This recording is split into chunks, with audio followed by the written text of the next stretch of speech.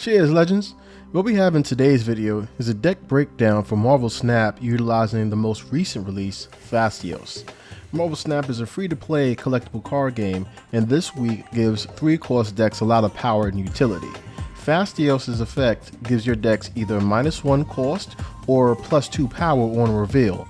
Basically, she's a pumped up version of Okoye with an added benefit of possibly reducing the cost if you get the -1 cost effect. As a 3-cost card, he pairs well with Silver Surfer, Absorbing Man, and Sebastian Shaw. I have a deck here that I've been wanting to share with you. I've been using it to climb the ladder, and I've actually made it into Infinite. And I wanted to share this deck with you, and to better explain it, I'm going to break down every card one by one with their role and how I use them with some tips and tricks if possible. I do want to say that this is subjective in regard to just my opinion on the build. I played Marvel Snap for some time now, and I consider myself good, but I don't consider myself as a professional player, at least not in my head. So take this with a grain of salt and know that these decks are flexible and open to change with regard to teching in some cards in and out. Anyway, let's get on with it. The first card I have in my build is Spider-Ham. This is a 1-cost, 1/1 with the effect of transforming the leftmost card in your opponent's hand into a pig. Basically, she removes the name and effect of a creature in my opponent's hand. I use this to neutralize any possible big power cards and get an idea of what my opponent is playing based on what I make into a pig. I can get him on turn 1, and that's obviously the best turn to play him, turn 1 or 2, just so you can get an early idea and hopefully stop some momentum for your opponent. Second card I got here is America Chavez. She is the start of the synergy for this build. She gives the top card of my deck +2 power. So I think of her as basically being key in starting the power creep for cards such as Sebastian Shaw and Brood, which I will discuss later. Basically, she empowers the next card I draw, so at 1 cost, she is great to start off the duel with, similar to Spider-Ham. Moving on, we have Okoye. She's another card similar to America Chavez that boosts power for a card, but she helps the power creep even more by giving every card in my deck +1 power on reveal. Similar to America, however, she gives this boost to every card in the build, and she's pretty much the absolute key to help making the deck strong in regard to a turn 2 play. Brood. This is actually one of the power cards. His effect makes 2 additional copies of himself in that same lane. So the main thing is to keep in mind his power. If you can improve his power, get his power higher, you can then summon copies of him with that same strength, enabling you to overpower a lane early. As you continue to buff your cards, keep in mind Brood's attack and play this at an opportune time to completely overpower a lane. Nakia. She is specific in that she gives every card in my hand +1 power. This is used when I have Brood and Sebastian Shaw in my hand, as they benefit the most from this boost. However, she gives every creature in the boost, so a later play becomes more impactful. And that's basically what her purpose is. If you have Sebastian or Bruce or something of that nature in the hand, it just gives it +1 power, giving it more impact when it hits the field. Fastios. This is the new card premiered this week. His effect gains -1 or +2 power to all cards in your build or in your deck on reveal. In combination with Okoye and American Chavez, this helps boost all cards in your build considerably. At 3/3, he's not the strongest of your 3-cost cards, but has a significant effect the earlier you get to activate it. Obviously, turn 3 is traditionally the earliest that you can get him on the field, but if you can try to squeeze him in earlier than that, the more the better. Sebastian Shaw.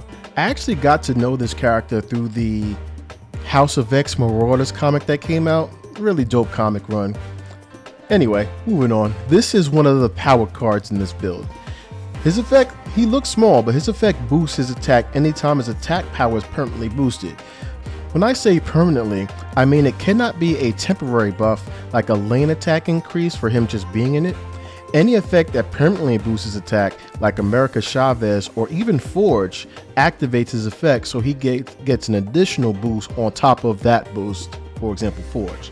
His attack power can easily boost to over 10 with the boost that we have present in this build. So when I say that he's very powerful, he is very powerful once he gets situated with the buffs from America Chavez, Silver Surfer, Okoye, etc.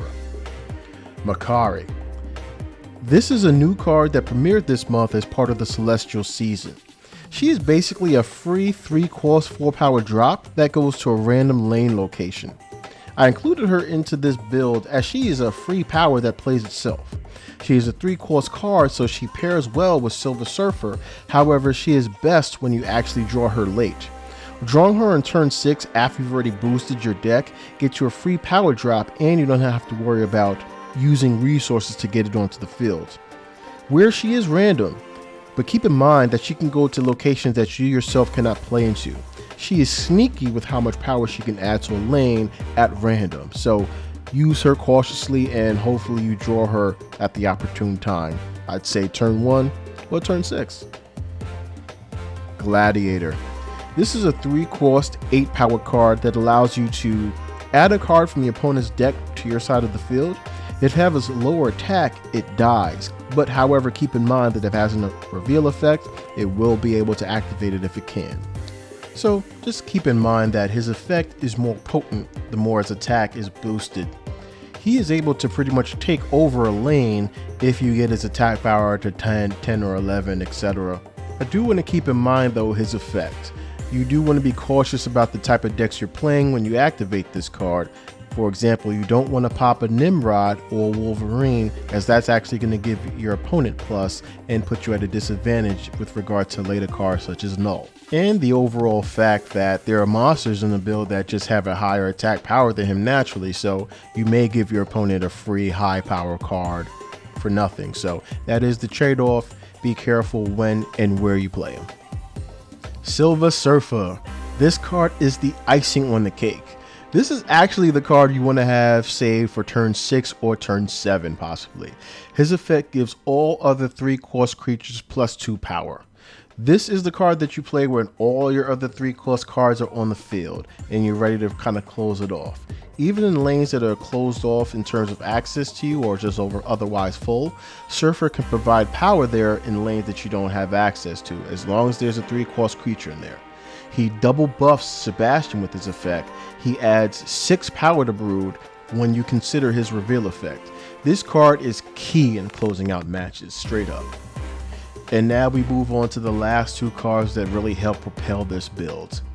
And the first card is Circe. This is another new card that premiered this month, June. I love her effect, honestly. She transforms every card in your lane into a creature that's 1 cost higher. She can turn weak lanes into stronger lanes with the ability to give you creatures higher in cost. For example, you can use her here after you've played Brood to turn them all into random 4-cost creatures. Or you can use them on Spider-Ham in America to generate new, hopefully beneficial effects. I do caution against playing her with 1-cost cards. She can turn them into Carnage, for example, and destroy Circe to make you go negative in that lane. So my best advice is to use her in 2-cost cards and above for better quality card generation. Again, that's also subjective. Keep in mind that turning 5-cost cards, hypothetically, you can turn a 5-cost card into Destroyer and nuke all your lanes. So just like Guardian, be careful about where you play her. And the final card, saving for last, is Absorbing Man. His effect is significant. It's really a copy effect. His effect copies an on-reveal effect that you last played if it is still in play. His effect is perfect. It allows me to reuse Okoye, Phastos, or even Silver Surfer, and even Circe. Keep in mind that the attack boost that you give your deck allow him to copy Brood's effect and generate high-power Broodlings that you can boost again with Silver Surfer. Absorbing Man is an essential combo piece, allowing you to reuse powerful on-reveal effects while putting decent power on the board at the same time. What I'd recommend with regard to weaknesses for this build is watching out for move-type archetypes. Having your cards moved, clogging up lanes unnecessarily, especially early, that can be a detriment to your strategy. Destroy decks can be a problem as well. However, you are able to substitute Okoye for armor, for example, to help shore up that weaknesses.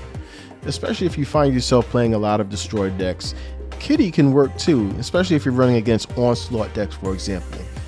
I say that to say that Phastos provides a lot of flexibility with regards to subbing in and out tech cards. And yeah, I hope that this video is helpful. I wanted to keep this short and sweet as there are plenty of room for flexibility, as I stated earlier. Please keep in mind future card changes that happen every month can make this build more or less viable for future runs. Have you had a chance to play Thassios? What do you think of him in terms of playability? Right now, I'm loving the flexibility and utility that he's providing this build. Let me know what you think below in the comments. If you've enjoyed the video, definitely let me know by dropping a like for me. And if you're really enjoying the content, know I got more coming, please consider subscribing, as that's going to really help the channel grow and we can help reach more viewers with that. So yeah, look forward to speaking with you in the next one. Cheers.